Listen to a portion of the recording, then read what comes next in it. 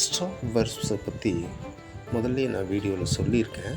இருந்தாலும் மறுபடியும் ஏன் சொல்கிறேன்னு கேட்டால், ஸ்ட்ராங் வெர்ப்ஸ் தான் இங்கிலீஷோட அஸ்திவாரம், பேஸ்மெண்ட்டே அதுதான். அதனால் பல தடவை சொல்கிறதுல தவறே இல்லை, பல தடவை தெரிஞ்சுக்கிறதுலையும் தவறுதில்லை. இப்போது ஏன் ஸ்ட்ராங் வெர்ப்ஸ்னு அதுக்கு பேர் வந்ததுன்னா, ஒவ்வொரு ஸ்பெல்லிங்கும் ஒவ்வொரு மாதிரி இருக்கும்.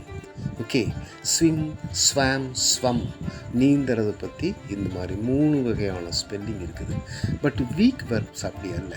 சும்மா ப்ளே, பிளேடு, பிளேடு அவ்வளோதான், ஈடி சேர்த்தா போதும். ஸோ இதை மட்டும் நம்ம வாய்ப்பாடு மனப்பாடம் பண்ணுற மாதிரி மனப்பாடம் பண்ணணும். ஓகே, இப்போது தம்பி ஷமில் அப்படிங்கிற தம்பி கொஞ்சம் சொல்லுவார், கேளுங்க.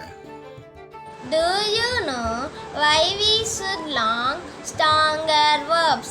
Because most of the works done by us come under the list.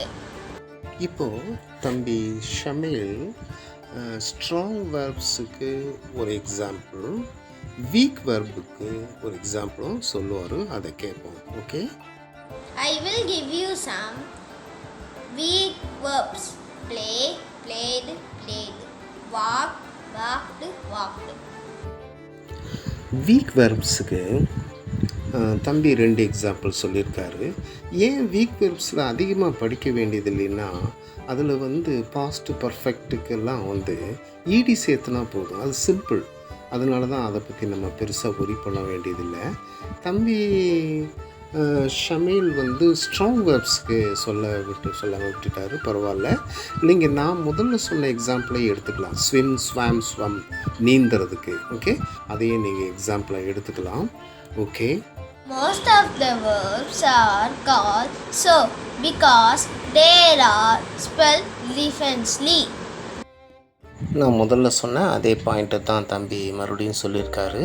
அதாவது ஏன் ஸ்ட்ராங் வெர்ப்ஸ்ன்னு சொல்கிறோம்னா, அந்த ஸ்பெல்லிங் ப்ரெசண்ட்டு, பாஸ்ட்டு, பர்ஃபெக்ட் 3க்கும் ஸ்பெல்லிங் டிஃபர் ஆகும். அதான் இந்த ஸ்விம், ஸ்வாம், ஸ்வம் பார்த்தோம்ல, அதே மாதிரி அதை தான் தம்பியும் மறுபடியும் சொல்லியிருக்காரு.